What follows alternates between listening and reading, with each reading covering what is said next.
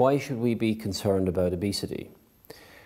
Overweight and obesity are the fifth leading risk for global deaths. In Ireland, 23% of adults are obese and 2% are morbidly obese, which equates to somewhere in the region of 80,000 people.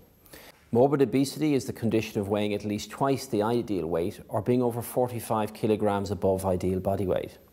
Ideal weight corresponds to a BMI of between 20 and 25 kilograms per metre squared. Morbid obesity corresponds to a body mass index of 40 kilograms per metre squared or above. It's widely known in medical circles and is being realised in the general population that patients who are morbidly obese die much younger. For example, a 40-year-old female with a BMI of 40 will die up to 10 years earlier. The reason for this is that diabetes, hypertension, cardiac abnormalities and sleep disorders, including sleep apnea, are all much more common and made worse by obesity. Another way of putting it is that the risk of dying at any given age is more than doubled at BMI 40 and more than quadrupled at BMI 50. Why should morbidly obese patients consider surgery? When morbidly obese patients with medical conditions undergo surgery and lose weight, there's a rapid and marked improvement in their conditions and their long-term outlook. Maturity onset diabetes is cured in over 3/4 of patients undergoing gastric bypass. The majority of these patients come off their oral hypoglycemic medications before being discharged home after surgery. Similarly, patients with high blood pressure are cured or markedly improved, and most are sent home after surgery on half their antihypertensive medication dosage. Furthermore, the majority of patients with severe sleep apnea can stop utilising their masks at 6 months following surgery. In addition, arthritis pains are less severe, quality of sleep is much better, energy levels are markedly improved. The resulting improvement in quality of life is dramatic. The average weight loss at 1 year following surgery in patients operated on at the Bon Secours Hospital in Cork is just over 7 stone or 100 pounds. Bariatric surgery has become more popular since the advent of laparoscopic techniques. Furthermore, there is an increasing appreciation of the often dramatic medical benefits. There's also a growing worldwide appreciation of the increased mortality risks amongst morbidly obese patients. In Ireland, surgical intervention is covered by all the medical insurance companies, which has resulted in more and more Irish people being interested in the surgical option. Why should patients consider the Bon Secours bariatric team? Well, we have been performing laparoscopic obesity surgery at the Bon Secours in Cork for the past 6 years. To date, over 250 patients have benefited from the dramatic weight loss and improvement in their medical conditions. There have been very few complications related to surgery, and most patients have lost over 8 stone in weight. All patients attending the surgical service have the benefit of my 15 years experience in this field, during which I've treated over 1,000 patients. I work with a large and very experienced multidisciplinary team of dietitians, physiotherapists, psychologists and medical consultants experienced in cardiology, endocrinology, gastroenterology and respiratory medicine. We have recently written a book entitled Weight Loss Surgery, a Comprehensive Medical Team Approach. This book is aimed at general practitioners and patients and is a comprehensive guide to bariatric surgical intervention and the dietary, psychological and physical requirements and consequences of surgery. We are also a member of the International Federation for the Surgical Treatment of Obesity Clinical Excellence Programme and are the only Irish centre, and our outcome data is periodically externally reviewed, ensuring continued evaluation in comparison to our international peers. We feature very well. Who should you refer for surgery?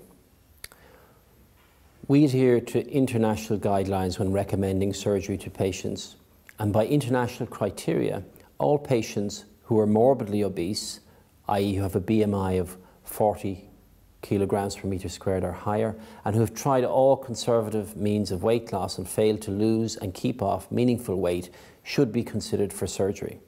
Furthermore, any patient with a body mass index of 35 kilograms per metre squared or greater who has reversible obesity-related medical conditions such as diabetes, hypertension, sleep apnea, as mentioned above, should be offered the option of surgical referral. Once referred to the service, patients who are candidates for surgery are selected carefully after full evaluation by our multidisciplinary team. What types of bariatric surgery are available?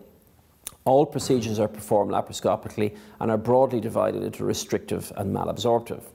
Restrictive procedures include gastric banding and sleeve gastrectomy. Combined restrictive and malabsorptive procedures include gastric bypass. Predominantly malabsorptive procedures include biliopancreatic diversion and biliopancreatic diversion with duodenal switch. Newer techniques such as mini-gastric bypass and banded bypass sleeve and plication are still considered somewhat experimental, but results to date from credible centres are encouraging. Laparoscopic gastric banding promotes weight loss by restricting the amount of food that can be consumed by the patient so that fewer calories are taken in. The gastric band system consists of a hollow silicone band, tubing, and an access reservoir.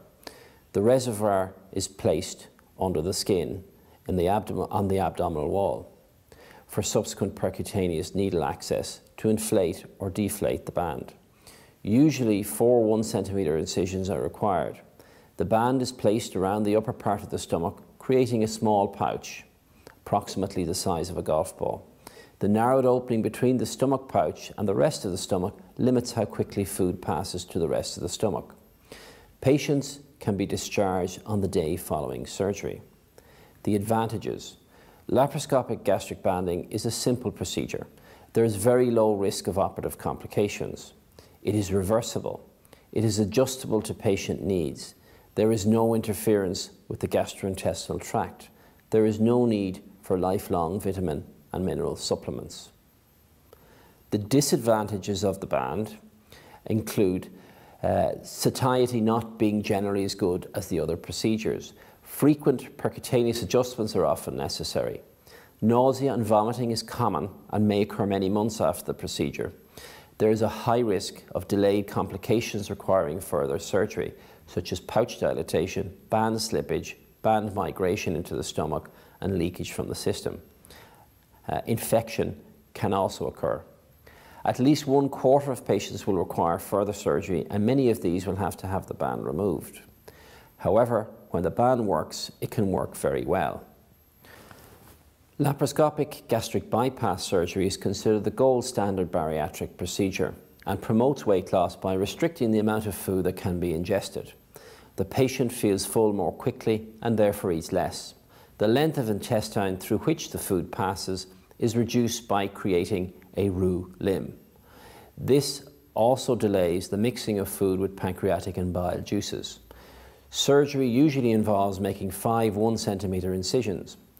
A 30 cc or golf ball sized stomach pouch is created by utilizing endoscopic stapling devices.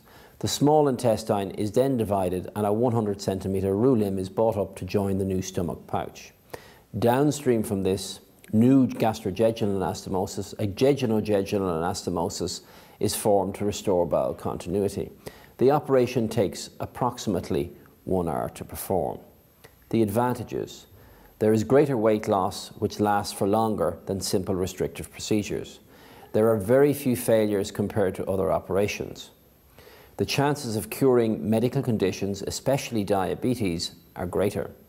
There is good data from international studies regarding very good long-term results, all over 20 years.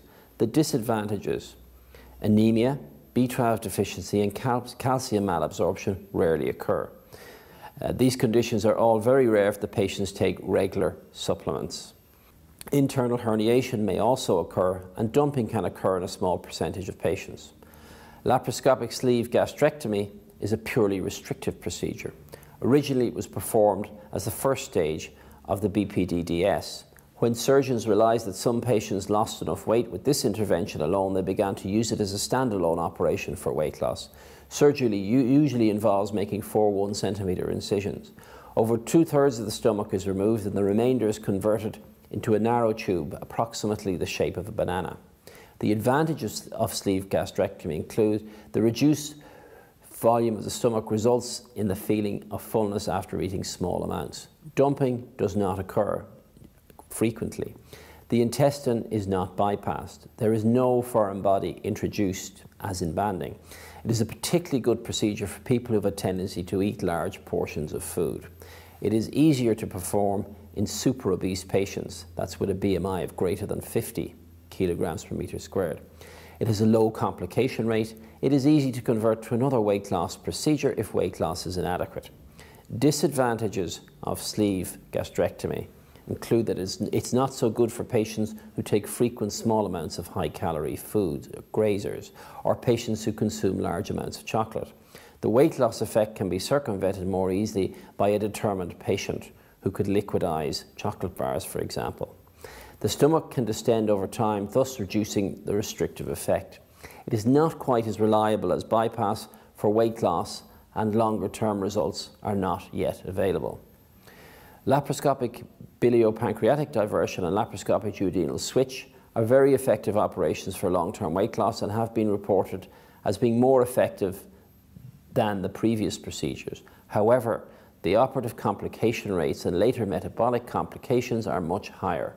Very few surgeons in Europe regularly perform these as primary procedures. The intragastric balloon is placed within the stomach under sedation at endoscopy as a day case. It is a very simple procedure. Patients lose 2 to 3 stone. However, many patients experience extreme nausea and vomiting.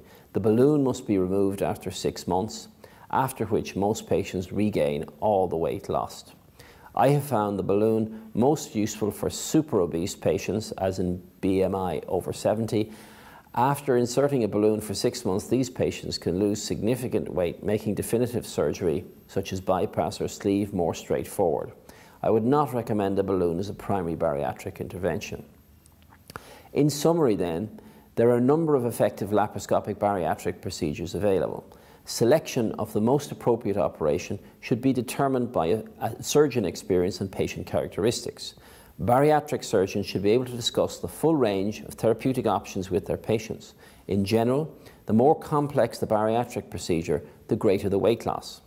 When choosing where to have their surgery, patients should be advised not to go anywhere where they have to fly, speak a different language, or change currency.